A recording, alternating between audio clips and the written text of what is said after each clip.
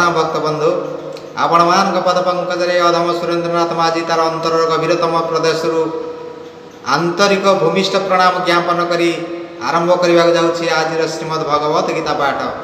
तेबे भक्त बंधु आमे गत अध्याय पाठ करते श्रीमद् भगवत गीता 16 अध्याय देवासुर संपद विभाग जोगर 14 नंबर श्लोक।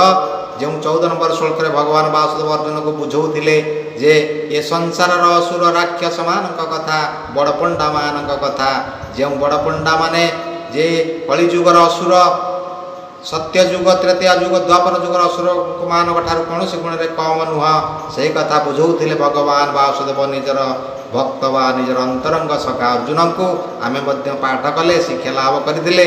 तेबे आज आमे पाठ करिया श्रीमद् भगवत गीता 16 अध्याय देवस्वर संपद विभाग जोगर 15 नंबर श्लोक।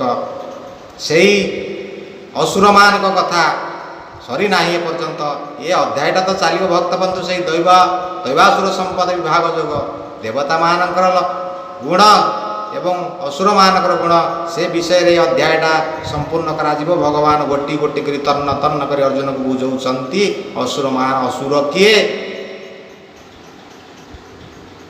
से सत्यर असुर त्रेतयार असुर द्वापर असुर सेमानकर रूप रे थिला व्यतिक्रम किंतु ये कलिर असुर मान हेउछंती जाकू आपण भल बोली भाविबे ता अंतर भितरे विभिन्न आसुरिक प्रवृत्ति सब जमाट बांधीची। अनेक ज्वलंत उदाहरण सब आज समाज रे देखिबा को मिलुची। ये मनीष केते नृशंस हो पारे मनीष केबे नृशंस हो पारे भक्त बंधु एमान कौन मनीष कहुब एमाने असुर गोटाए गोटाए असुर एमाने मनीष को मारी पारंती निर्यातना दे पारंती धर्षण करी पारंती चोरी करी पारंती पर को पीड़ा दे पारंती मिथ्या वचन कही पारंती एवं ईश्वर को एमाने मानती ना ईश्वर को मानती ना भगवान किए भगवान बोली संसार रे किछि नाही धर्मग्रंथ कौन सबू मन गढ़ा किए गोटे मनरू ताकू सब लिखी वेद पुराण शास्त्र सब मनरू किए गोटे लिखी यही असुर माने कहते किछि मान नांती एमाने केवल कहती स्त्री या पुरुष द्वारा दुईटी संजोग हेले जीवर सृष्टि हुए एवं काम हेउछि संसार कर्ता एमानकर हेउछि सार। तेणु एमाने यही मान कथा भगवान कहउछंती। तेबे आज आमे पाठ करिबा 15 नंबर श्लोक। घड़ो विजान मानस्मि कोनोस्ति सदृशमया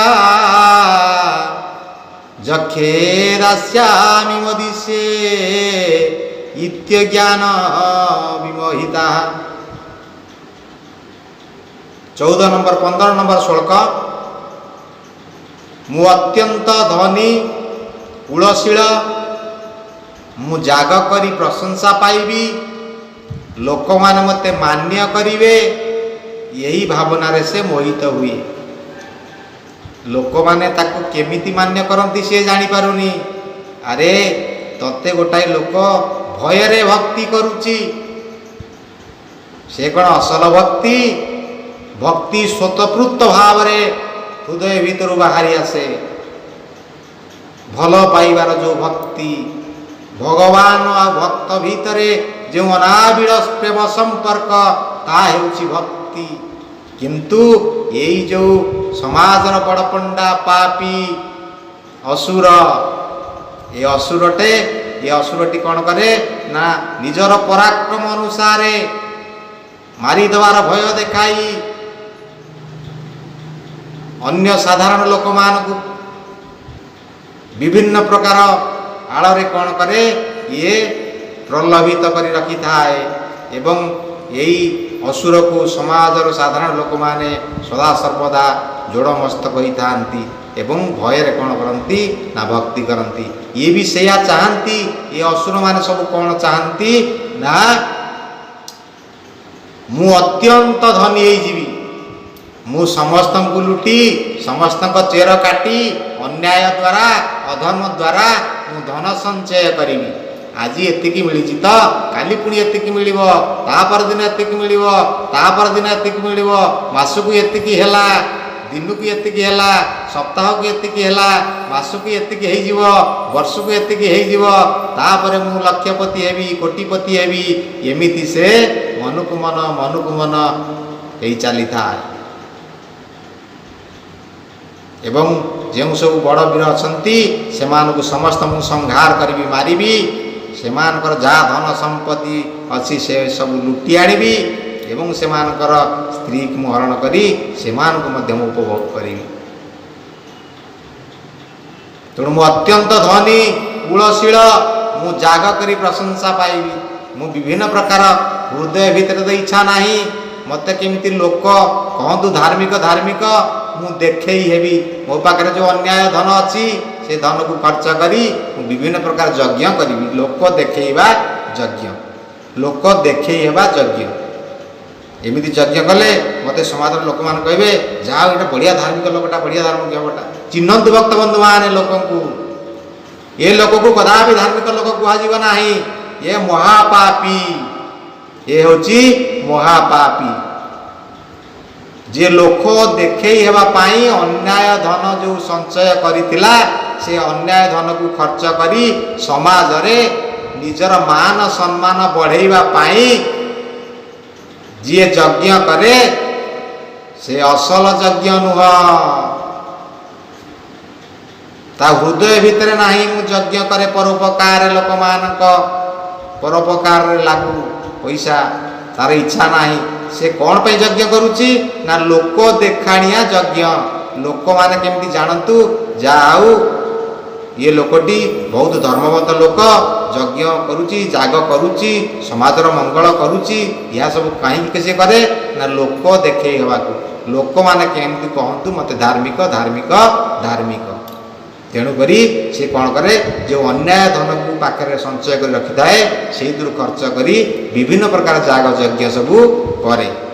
ଏଥିରେ ଟଙ୍କାଟାର ସେ ପୁଣ୍ୟ ପ୍ରାପ୍ତି ହେଇପାରେ ନାହିଁ।